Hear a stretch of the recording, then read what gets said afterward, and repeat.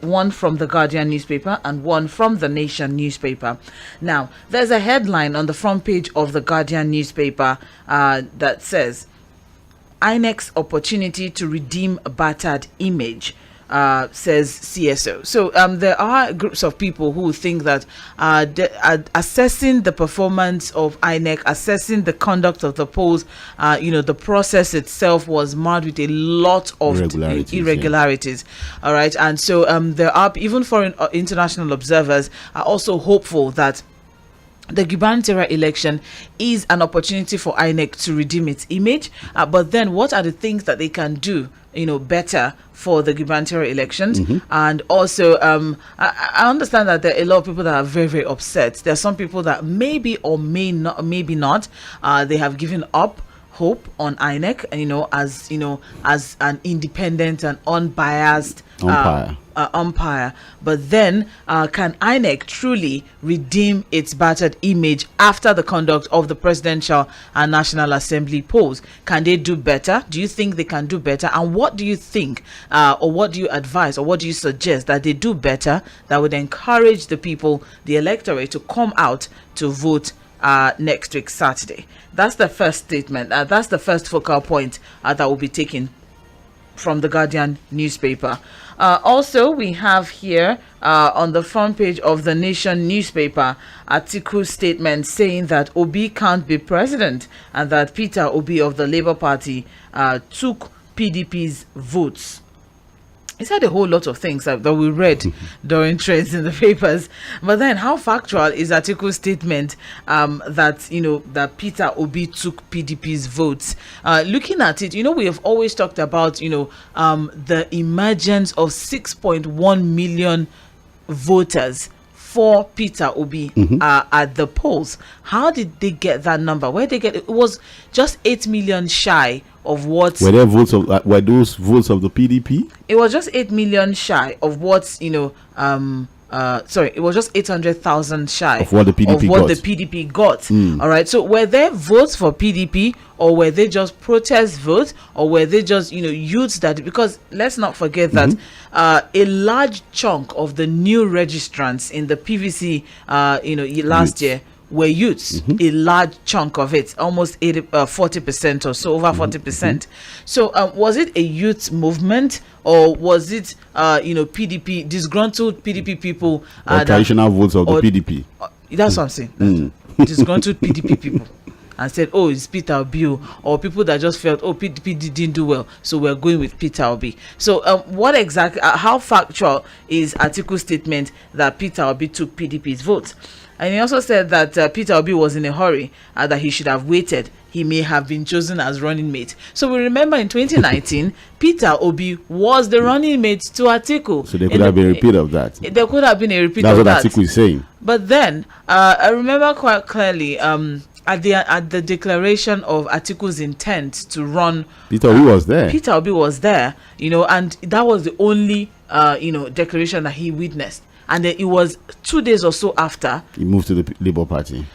Just as Fuada said, do you think that Peter Obi just saw that these guys are not going to give this thing to the south? Yeah, they're not going to give it to the southeast. And if they are not, then there's no point staying waiting behind. He probably felt, oh, I can do better than a running mate. A southeasterner participated at the primaries and he performed woefully.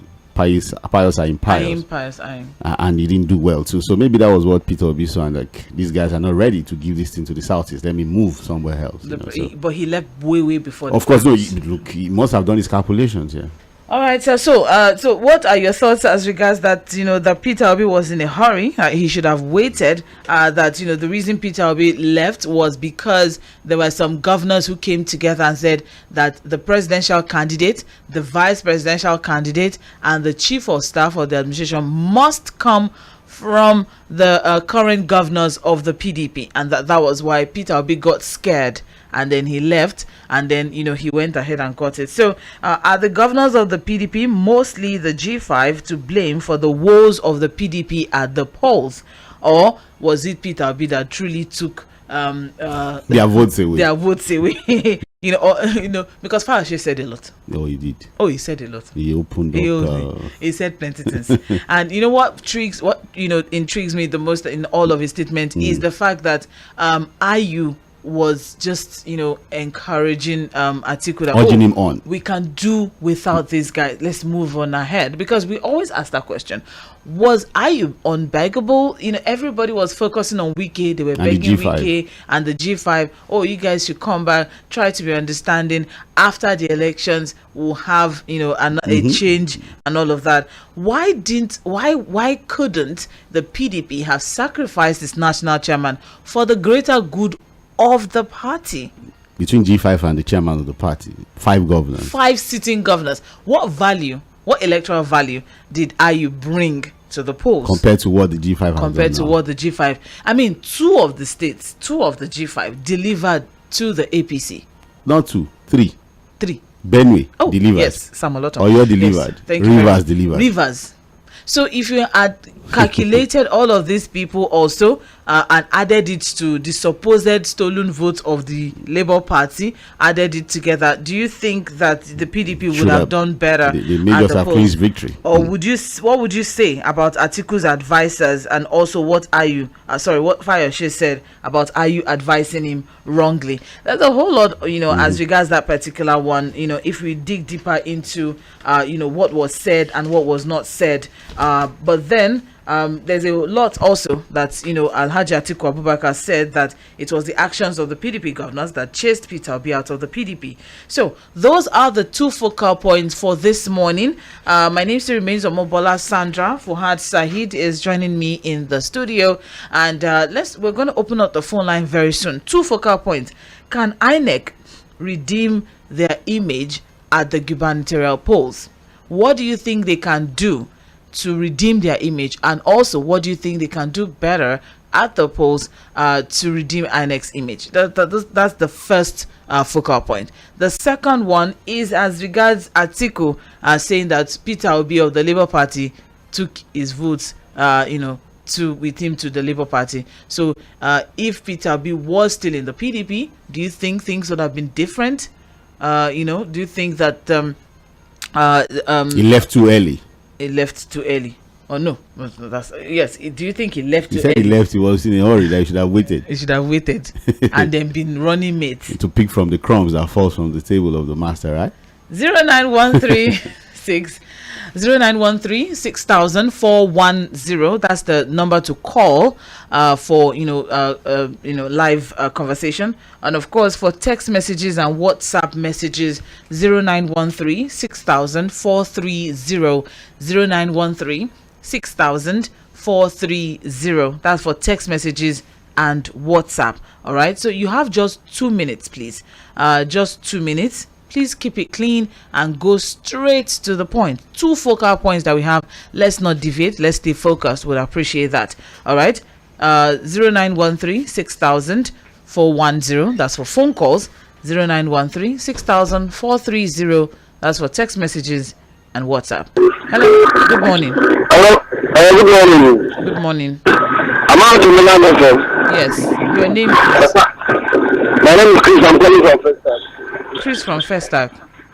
Yeah. All right.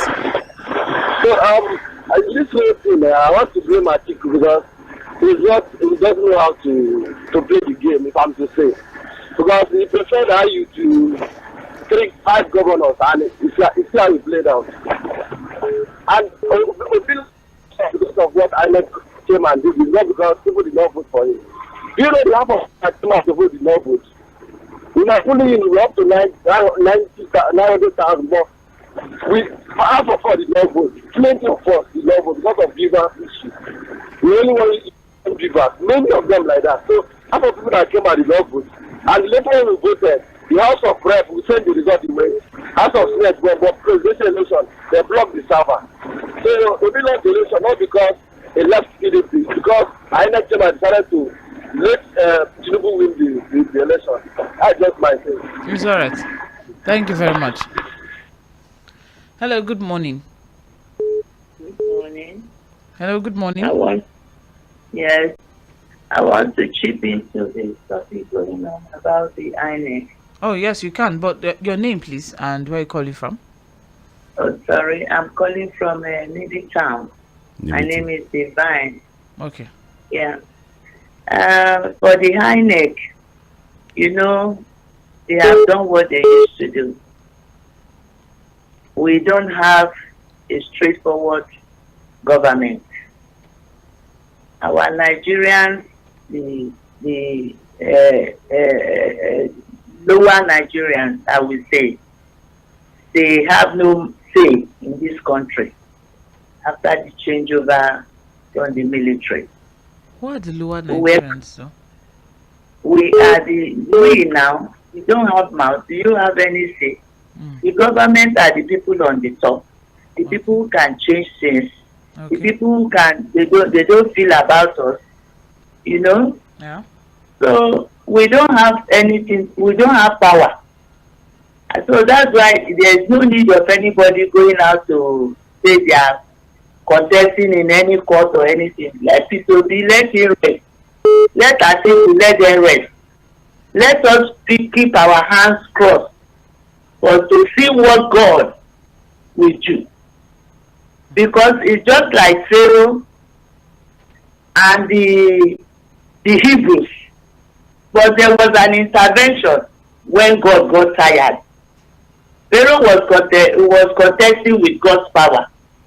Only the rod of Moses, only a stick that delivered the Hebrews. All right. So let us just take heart, you know. And in terms of Atiku saying that Obi took his vote or whatsoever, yes, I stay in Navy Town. Though before, this area is the area of PDP area.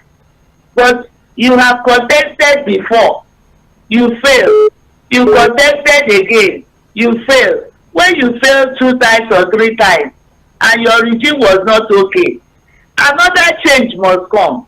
Obi is a young man. We are not talking about tribalism now. People have seen a lot of things and suffered. During the time of Jonathan, yes. All right. Thank you. We know he tried. Okay. Thank All you. right, thank you very much. I think she made her point. She made her point on both points on both the biblical focal part, points. though. Yes, she can. No, comment very good. I'm coming just from that trying perspective. to. Yes, I get the perspective where she's coming in from. Hello. Hello, good morning. Good morning. Yeah, this is Obinna calling from Ajegunle. Okay. Good morning, Obinna. Hello? Yes, we are Yeah. with I want to say something concerning what Atiku said. you. Okay. You know, his vice being Okowa, initial being a vice call meeting, call the whole South meeting. Governors, yeah. You understand? Yeah, the governor decide that they will zone the tickets to the South East. You understand? And if any governor called as a running mate, they will not go. That was anger from River State governor, that is Wike. Even Okowa in his own state, they are not happy about what he did. So from Mr. Atiku coming saying that people will be same vote for him. What will he say concerning his brother being Kwankwaso? Kwankwaso have almost 1 million plus votes. And Kwankwaso was a PDP before he go to NNPP.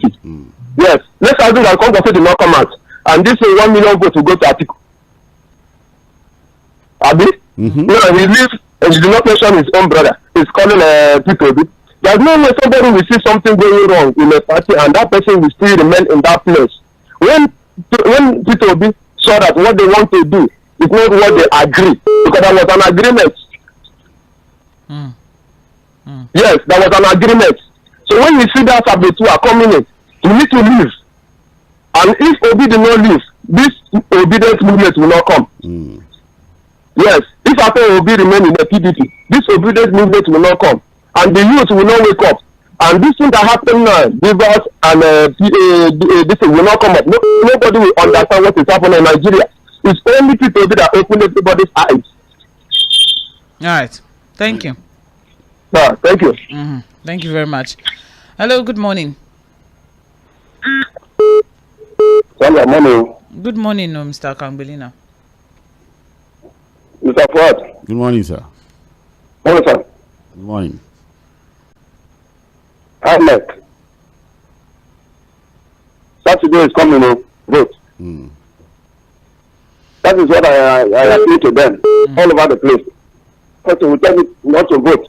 Delivered this thing to him. It didn't happen like that. He didn't deliver. He said that The APC won in 3 states. APC won in 3. It shows you that some of these governors, that the senatorial bid, it shows you that they didn't even have anything to do with Atiku. Even if he wanted to campaign for APC, I mean PDP, he would not have succeeded. That is the thing. A lot of them didn't have mental value. But for Wike, what Wike did, he carried his vote and get to what do you call it, APC. Let us see now whether APC will serve the interest of his own interest more than Obi. All right, we are here in Nigeria watching. Thank you. We're all watching. Thank you very much. But I want to ask a question though, as regards why Autumn was unable to win his senatorial bid.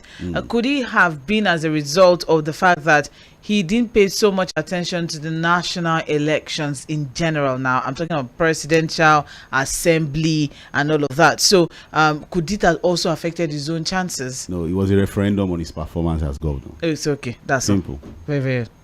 Hello. Good morning. Good morning, Sandra. Mr. Damla, good morning. Good morning, man. Mr. Abba, good morning, sir. Good morning, sir. How's everything, sir? Fine. Okay, this morning, it's very, very tough. I think I know we need to do a lot of job to clean the name. It was very hard for them to redeem their name, but the thing is just that the way we look at it, like what happened on Saturday, it wasn't a kind of low turnout. It was a kind of, in fact, a total disadvantage on the part of Nigerians. Because I remember that day my polling unit I could not vote. Around 2:30 when the voting happened, so the whole the invaders put an end to the voting exercise. So we began to count the one we voted already. The thing is just that this coming Saturday, I don't really understand. People are not really happy. One, the INEC need to take a very dirty step. So what at least to redeem that. What do you advise they do? The step they should provide maximum security. They should not get to the polling unit late, and beavers must work. If they can do that, maybe we can overlook the previous one. And on the issue of Atiku is a joker. Honestly, I don't really understand. Is that you too much for him to remove? Okay, you place this man there. Okay, with all his presence and everything in PDP, what value? One vote. Look at what Give Governor did. Look at what happened. And still, even at the moment of yesterday, that man still that's very stubborn. The thing is just that if Atiku is not careful, or PDP is not well structured, you see the member of PDP crossing to a Labour Party. Look at what they did now. Many people like that, before Atiku knew it, in fact, all the members of PDP, we move out from PDP to another party. And that will going to happen. Good morning. Thank you very much, Mr. Damila. I appreciate it. Hello, good morning. Hello? Hello, good morning. Good morning, Sandra. Good morning. This is Abraham calling from Mekala. Okay. So, he says the United is started. Hello? People who are in the same party in 2019, they could not win APC. Then, the 53 units, if they conduct that election 10 times, Tinubu will win at 10 times. They can never meet up to the requirement. That's not the problem. Now they are assisting each other. They should have been looking at who they defeat. They cannot win that election. They do that election 10 times. If you find a Tansulam, it's a bit all over. Tinubu will sit in there. If they still start like this, except if the RBB and the people vote, they never win Tinubu. So let's take a look at it from that angle. They can never win election. They should wait till 2038 to recruit again. Yeah. Thank you very much. I appreciate it. Yeah, that's the position for them now. From you now. Okay. All right. Thank you very much.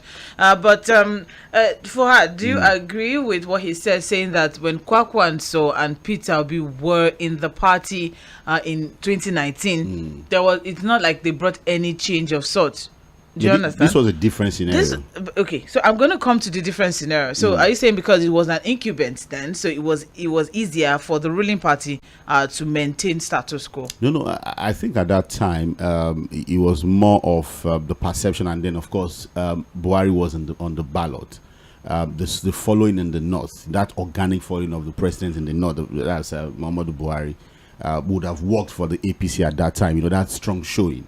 There was no way an Atiku would have defeated Buhari in the north if you know the strength and the followership Buhari has in the north. But this is a different scenario. A northerner is not the one holding the ticket of the APC now. We have a southerner, an Atiku, a northerner. So what Abrahama was saying was that, look, it could have been a different thing if they are stayed together now. Just even look at the vote tally.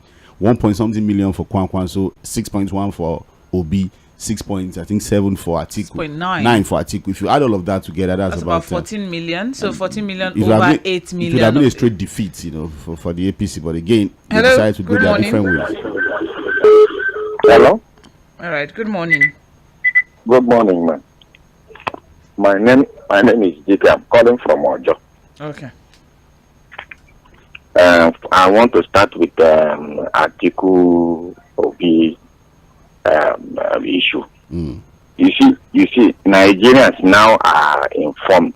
The youth now, this has brought in this issue now has now made us to understand the person that can make precision decision as to national issues. Obi saw the whole thing that was coming in advance, and he made faster decisions, which is expected of a president, quality of a president. And he left, and the youth queued behind him. That is to show you that that's the quality the youth and the country need for a leader, from a leader. The news coming around now about Ohanese or not, please, my Igbo people will speak to you that it's not Ohanese. Ohanese did not make any decision about what they are saying, that Ohanese in Lagos say they should vote. No. They did not. There was no such a thing. Those people there that are price takers, they parade themselves as Ohanese people. It's okay. Just note that one. Then the one of INEC.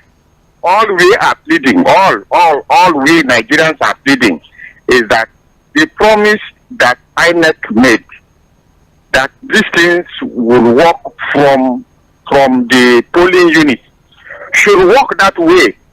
Even the next coming Saturday, the governorship and House of Assembly, let it work that way so that we will not be disturbed again.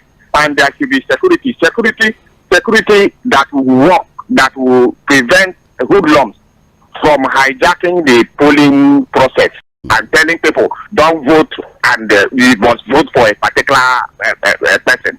Those that if we have good security and the processes are laid down by INEC work, that's fine. All right. Thank you. Thank you very much.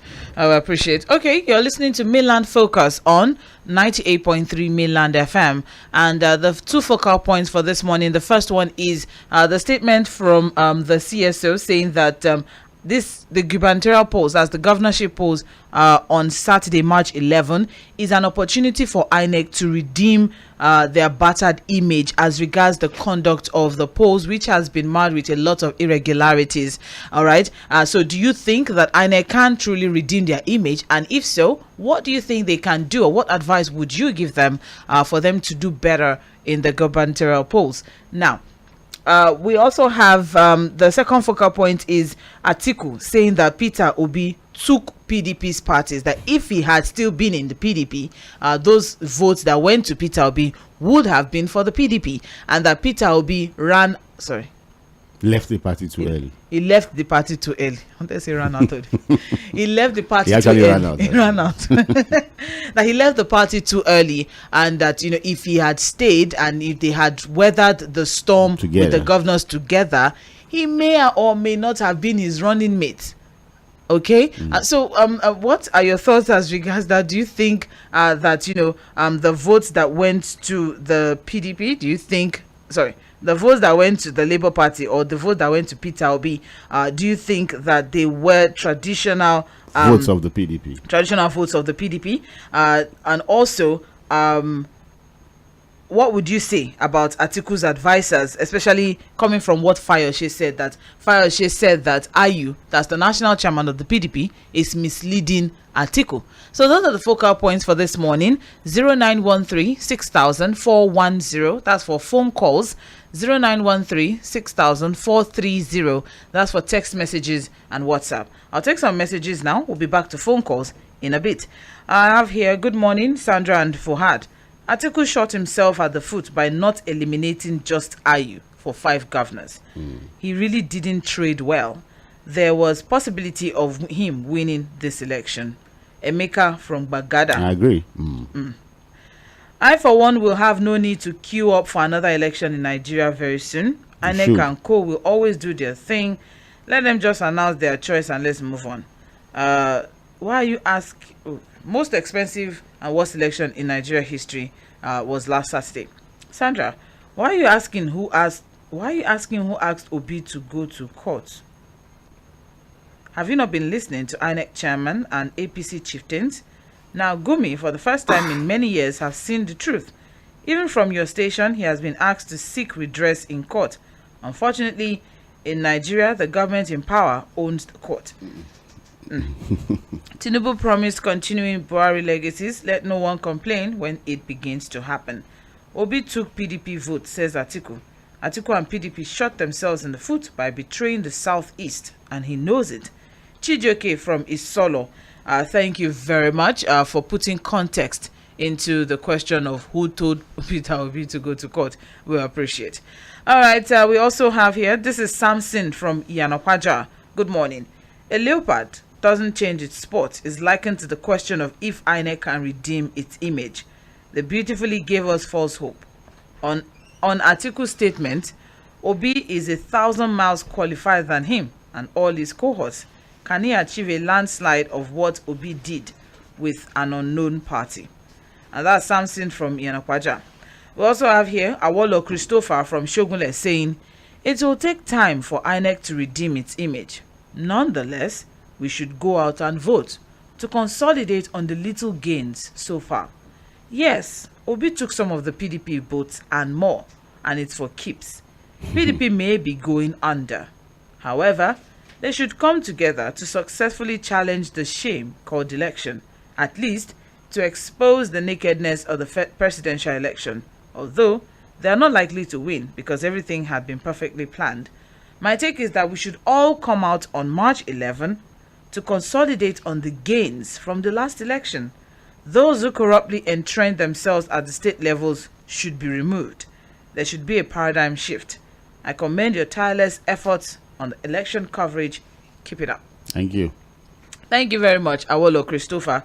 I agree that we should all go out and vote. Please, let's go out and vote. I don't think whatever happened last, the truth of the matter is that, people don't understand that, yes, it's still INEC that will be conducting the state election, but it's INEC that's closer to home. That's Lagos State INEC now. So it can be better monitored. It can be better, yes, thank you very much. It can be better monitored, it can be better done, it can be better secured and all of that, because now the Lagos is even State more.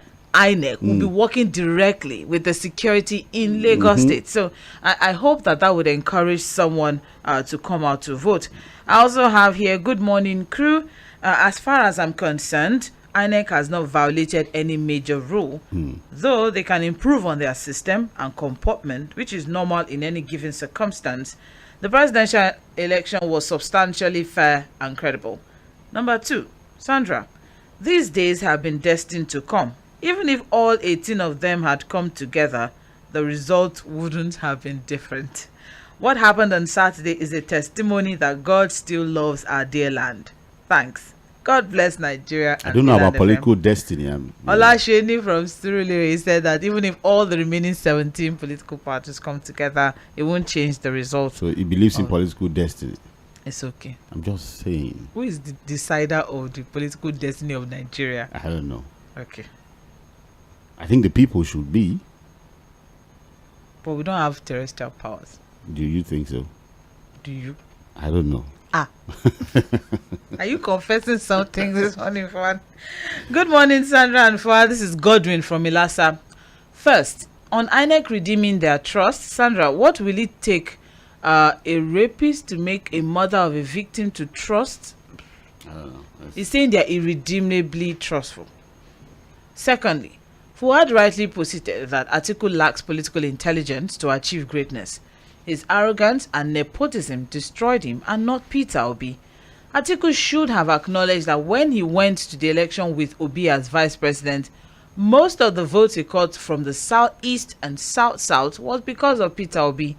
Yet he didn't consider this factor before allowing Peter Obi to leave. You know, that's another thing that we need to talk about. The fact that Peter Obi walked away and they did nothing. They didn't reach out to him. They did not do anything to pull him back.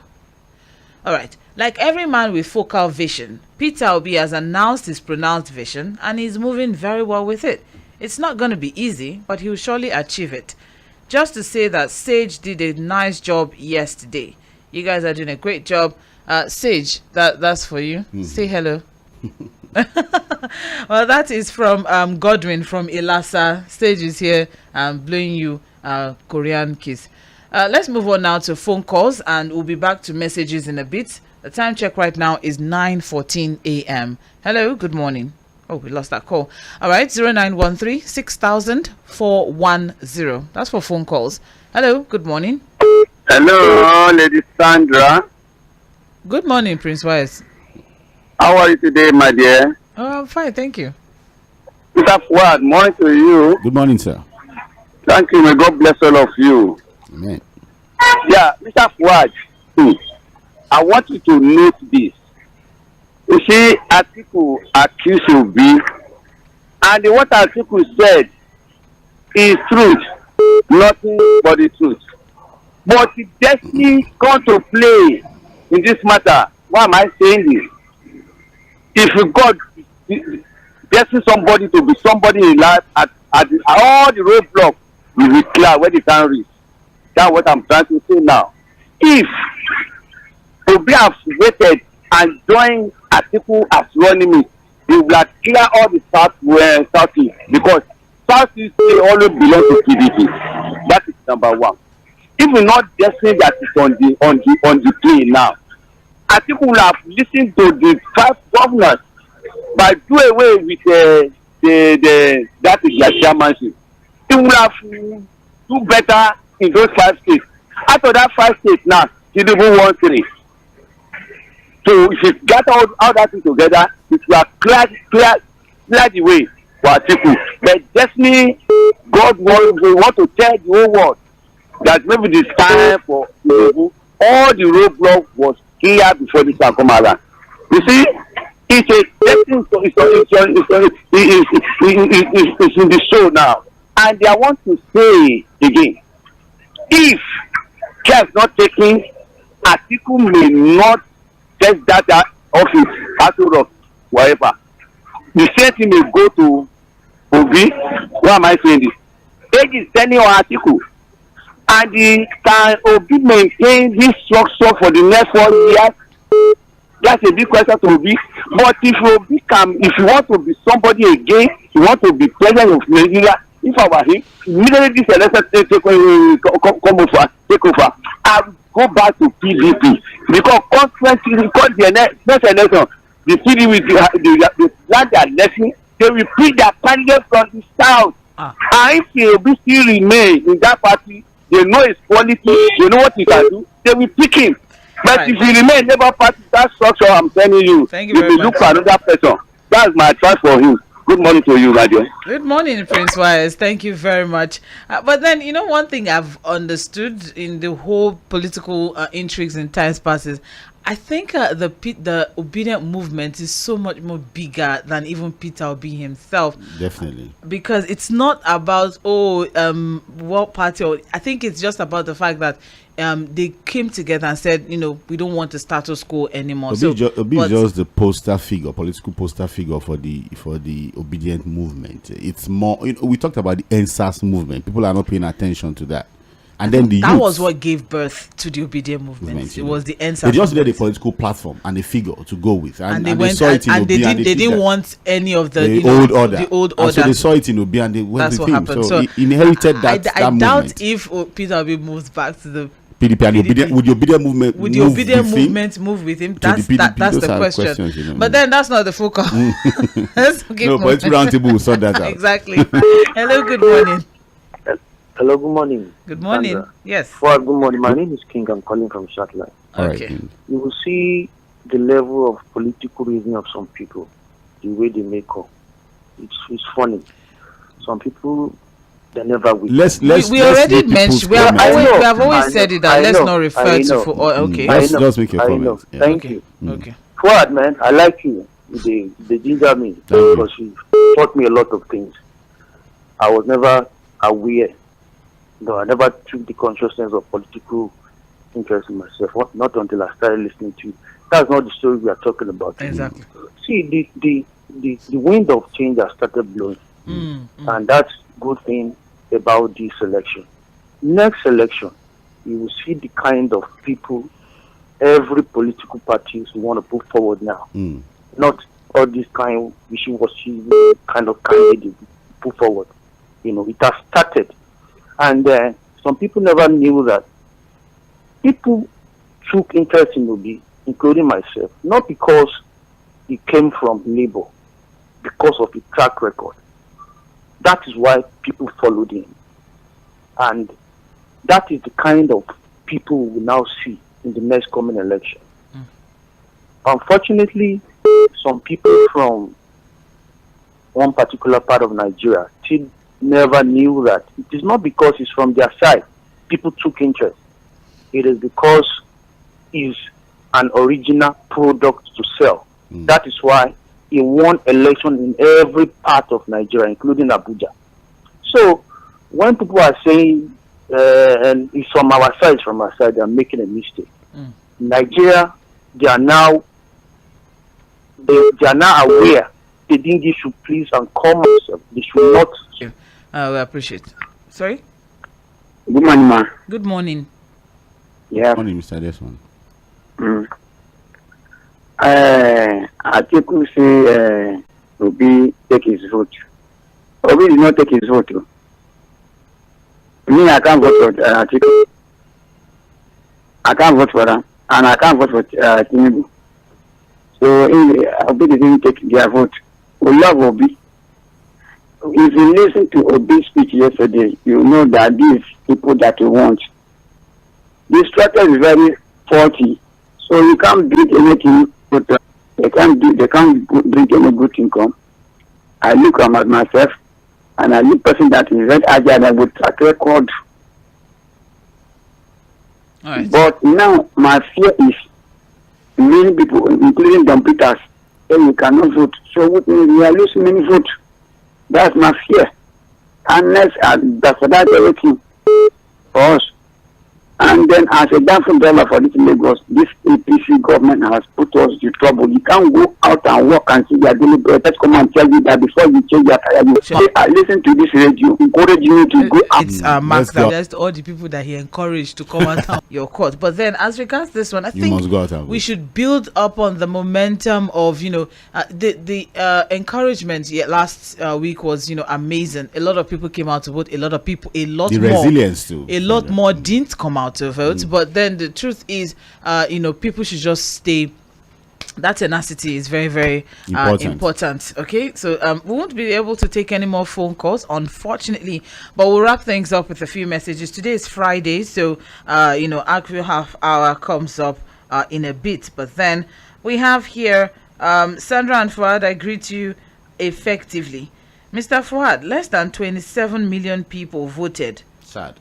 Despite the fact that INEC told us 87.2. Yesterday, I'll be available to testify.